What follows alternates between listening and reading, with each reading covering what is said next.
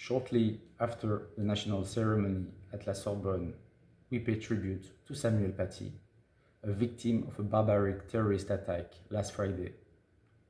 Samuel Paty was killed shortly after he gave a course on freedom of expression. This is unacceptable. Beyond Samuel Paty, we pay tribute to all the teachers who play a critical role in the French society.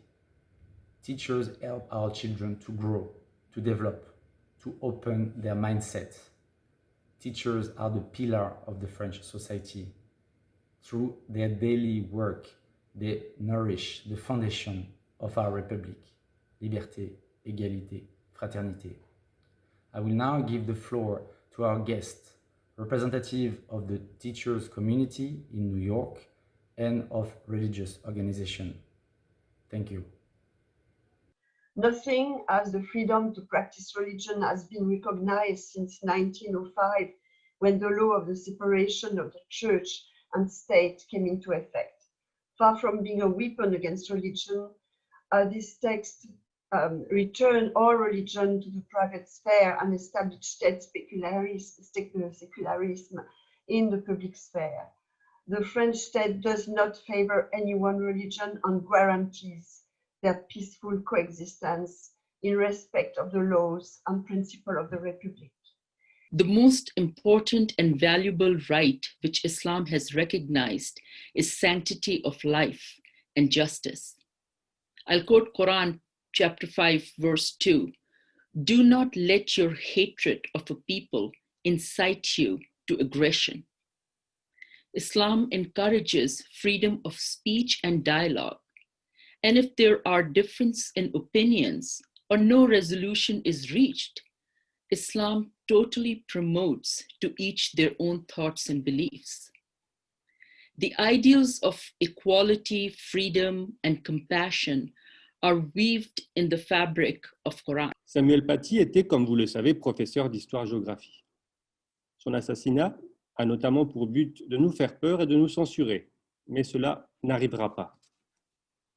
Cela n'arrivera pas car notre quotidien et notre vocation sont de transmettre les valeurs de tolérance et de liberté, grâce au respect de nos programmes. L'histoire et la géographie offrent des clés pour mieux affronter les défis actuels.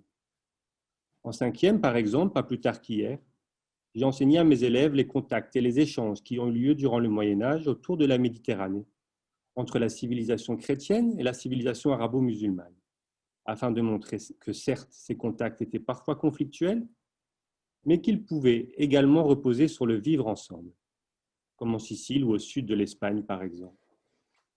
J'ai aussi, il y a peu de temps, enseigné à mes premières les Lumières, qui ont permis l'affirmation de la raison par rapport à l'obscurantisme. At Lycée Français de New York, we strive to embrace diversity in all of its forms, in religious, but as well as political diversity, and creating a space where our students can use their esprit critique to evaluate different arguments, different belief systems, and have that liberty to believe or not to believe in these systems and form their own judgments. And that's a great responsibility that devolves to us, their teachers, as educators. When I think about Tocqueville's reflections and remarks, I think to the founding fathers of the United States, who had the prescience to put on the same footing the liberty of religion and the liberty of expression in the First Amendment to our American Constitution. This attack on anyone over religious differences, whether Christian or Jewish or Muslim or any faith or no faith at all, is really an attack on every one of us.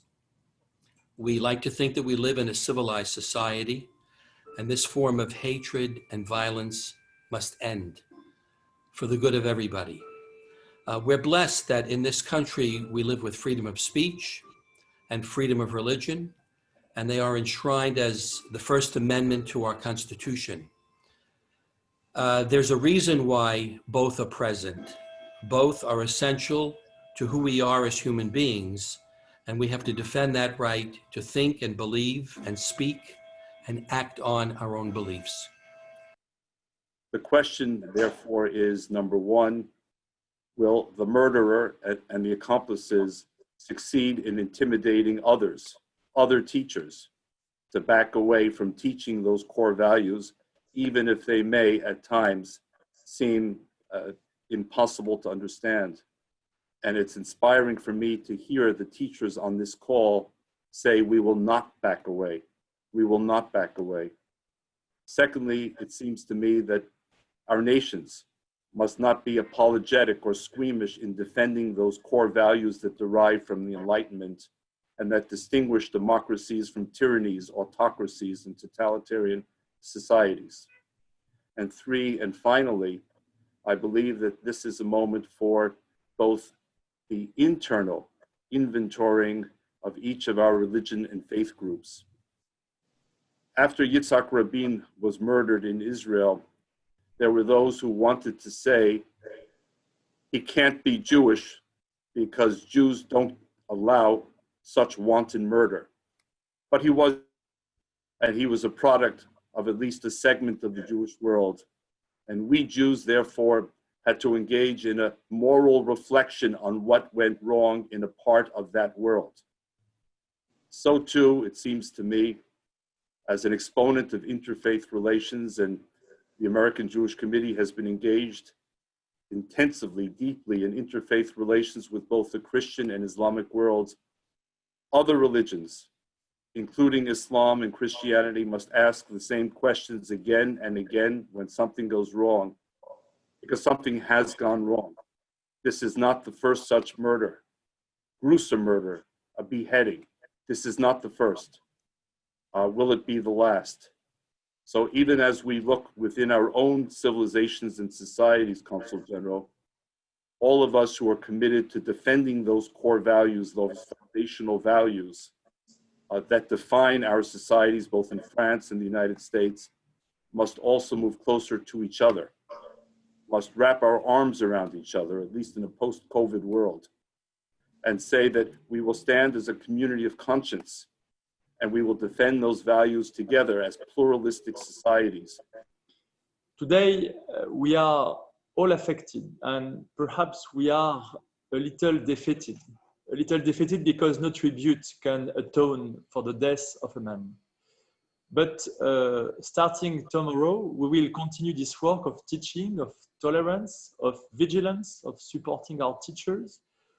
We will not rest in the fight against violence, against intolerance, against obscurantism.